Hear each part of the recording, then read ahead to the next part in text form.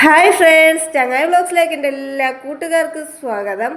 അപ്പോൾ എൻ്റെ എല്ലാ കൂട്ടുകാരും സുഖമായിട്ടിരിക്കുന്നു എന്ന് ഞാൻ വിശ്വസിക്കുന്നു. എനിക്കും ഇവിടെ പ്രത്യേകിച്ച് വിശേഷങ്ങളൊന്നുമില്ല, സുഖമായിട്ട് പോകുന്നുണ്ട് കേട്ടോ.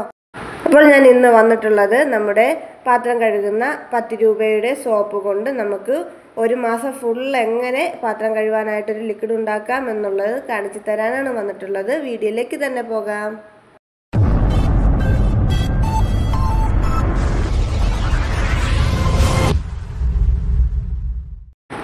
അപ്പോൾ ഈ ഒരു പാത്രം കഴുകുന്ന ലിക്വിഡ് ഉണ്ടാക്കുന്നതിനാവശ്യമായിട്ട് ഞാനിവിടെ 2 എക്സോയുടെ സോപ്പാണ് എടുത്തിട്ടുള്ളത്. നിങ്ങൾക്ക് വേണമെങ്കിൽ വിമ്മിൻ്റെയോ അതുപോലെ തന്നെ പാത്രം കഴുകുന്ന ഏത് സോപ്പ് എടുത്താലും ഒരു കുഴപ്പമില്ല കേട്ടോ. അതിനുശേഷം ഞാനൊരു കുക്കർ എടുത്തു. പഴയ കുക്കറാണ് എടുത്തിട്ടുള്ളത്. നിങ്ങൾ പാചകം ചെയ്യാനായിട്ട് ഉപയോഗിക്കുന്ന കുക്കർ എടുക്കാതിരിക്കാനായിട്ട് ശ്രദ്ധിക്കുക. ഇത് ഞാനിവിടെ മെഹന്തി മൈലാഞ്ചിയൊക്കെ ഉണ്ടാക്കുന്ന കുക്കറാണ്. അപ്പോൾ അതിലേക്ക് ഞാൻ ഈ ഒരു 2 കട്ട സോപ്പ് ഇട്ട് കൊടുത്തതിന് ശേഷം ഞാൻ ഇതിലേക്ക് 1.5 ലിറ്ററോളം വെള്ളം ഒഴിച്ച് കൊടുക്കുന്നുണ്ട്. നിങ്ങൾ എത്രമാത്രം സോപ്പ് എടുക്കുന്നുണ്ടോ അത്രയും വെള്ളം ഒഴിച്ച് കൊടുക്കാനായിട്ട് ശ്രദ്ധിക്കുക. അപ്പോൾ കുക്കറൊക്കെ ഞാനൊന്ന് അടച്ചു കൊടുത്തിട്ടുണ്ട്. ഇത് നമുക്ക് ഗ്യാസിലേക്ക് വെച്ച് കൊടുക്കാം. ഇതിൻ്റെ അകത്ത് എയറൊന്നും പുറത്ത് പോകേണ്ട ആവശ്യമൊന്നുമില്ല. നല്ലതുപോലെ ഈ ഒരു കുക്കറിൽ കിടന്ന് തന്നെ സോപ്പും വെള്ളമൊക്കെ ഒന്ന് തിളച്ച് കിട്ടിയാൽ മാത്രം മതി. അതിനുശേഷം തണുത്തതിന് ശേഷം നമുക്ക് ഈ കുക്കർ ഒന്ന് തുറന്ന് നോക്കാവുന്നതാണ്. ഇതാ കുക്കറൊക്കെ ഞാനൊന്ന് തുറന്ന് കൊടുത്തിട്ടുണ്ട്.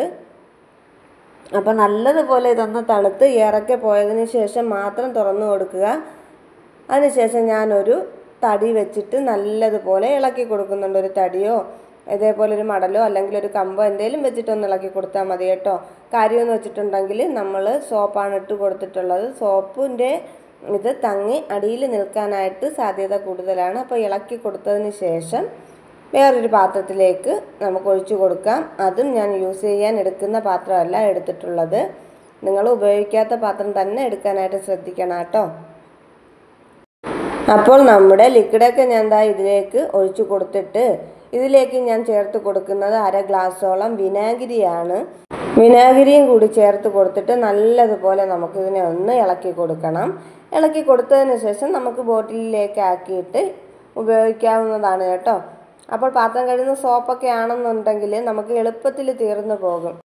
ഇങ്ങനെയാണ് ചെയ്ത് വെക്കുന്നെങ്കിൽ നമുക്ക് കുറച്ചായിട്ട് എടുക്കാമല്ലോ. ഇനി നമുക്ക് ഇതിനെ ഒരേ ബോട്ടിലുകളിലാക്കി എടുക്കാവുന്നതാണ്. അപ്പോൾ നമുക്ക് ബോട്ടിലുകളിലേക്ക് മാറ്റി കൊടുക്കാം കേട്ടോ. അപ്പോൾ ഞാനിവിടെ 3 ബോട്ടിലായിട്ടാണ് ഈ ഒരു ലിക്വിഡ് മാറ്റി കൊടുക്കുന്നത്. അപ്പോൾ എൻ്റെ എല്ലാ കൂട്ടുകാർക്കും ഇന്നത്തെ എൻ്റെ കുഞ്ഞു വീഡിയോ ഇഷ്ടമായി കാണുമെന്ന് ഞാൻ വിശ്വസിക്കുന്നു. എല്ലാ പേരും ഇതൊന്ന് ട്രൈ ചെയ്ത് നോക്കണം. അതുപോലെ തന്നെ എൻ്റെ എല്ലാ വീഡിയോസിനും തരുന്ന സപ്പോർട്ട് സ്നേഹവും ഈ ഒരു വീഡിയോയിൽ ഞാൻ പ്രതീക്ഷിക്കുന്നു.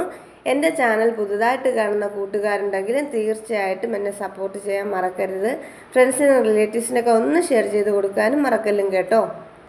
അപ്പോൾ നമ്മൾ സോപ്പാണ് ഇങ്ങനെ ഉപയോഗിക്കുന്നെങ്കിൽ കൂടിപ്പോയാൽ ഒരാഴ്ച അതിനുള്ളിൽ നമുക്ക് സോപ്പ് തീരും. കാരണമെന്ന് വെച്ചിട്ടുണ്ടെങ്കിൽ സോപ്പ് ആയതുകൊണ്ട് തന്നെ അലിഞ്ഞ് പെട്ടെന്ന് പോകാനായിട്ട് സാധ്യത കൂടുതലാണ്. അതുകൊണ്ട് തന്നെ നമ്മൾ ഇതേപോലെ ലിക്വിഡ് രൂപത്തിലാക്കി വെക്കുവാണെങ്കിൽ കുറേശ്ശെ നമുക്ക് ഉപയോഗിക്കാൻ പറ്റുന്നതാണ്. പാത്രം കഴുകാൻ എടുക്കാൻ പറ്റും. അതുപോലെ തന്നെ നമ്മുടെ സിങ്കും കിച്ചൺ സ്ലാബും ഒക്കെ കഴുകാനായിട്ട് നല്ലൊരു ക്ലീനിങ് ഏജൻറ്റ് തന്നെയാണ് കേട്ടോ. അപ്പോൾ നമ്മൾ ഇതിൻ്റെ അകത്ത് വിനാഗിരിയൊക്കെ ചേർത്ത് കൊടുത്തിരിക്കുന്നത് കൊണ്ട് തന്നെ നമ്മുടെ സ്ലാബിലൊക്കെ ഉറുമ്പ് ശല്യമോ അതുപോലെ തന്നെ ഈച്ചയുടെയൊക്കെ ശല്യം ഉണ്ടെങ്കിൽ അത് മാറിക്കിട്ടും. നമ്മുടെ ആ ഒരു കിച്ചണൊക്കെ ആകുമ്പോൾ എപ്പോഴും മീനിൻ്റെയൊക്കെ ചെറിയൊരു സ്മെല്ലുണ്ടാകും. അപ്പോൾ നമ്മൾ ഈ ഒരു വിനാഗിരി വെച്ചിട്ട് ഈ ഒരു ലിക്വിഡ് തയ്യാറാക്കിയത് കൊണ്ട് തന്നെ നമുക്ക് സ്ലാബിൻ്റെ പുറമൊക്കെ തുടച്ചിട്ട് കഴിഞ്ഞിട്ടുണ്ടെങ്കിൽ ആ ഒരു ചെറിയ സ്മെല്ലൊക്കെ ഉണ്ടെങ്കിൽ മാറി കിട്ടുന്നതാണ്. അപ്പോൾ തീർച്ചയായിട്ടും എല്ലാവരും ട്രൈ ചെയ്ത് നോക്കുമെന്ന് ഞാൻ വിശ്വസിക്കുന്നു.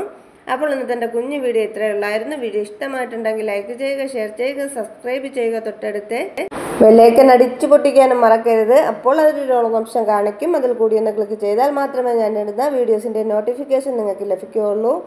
അപ്പോൾ പുതിയൊരു വീഡിയോയിൽ കാണാം. ടാറ്റാ.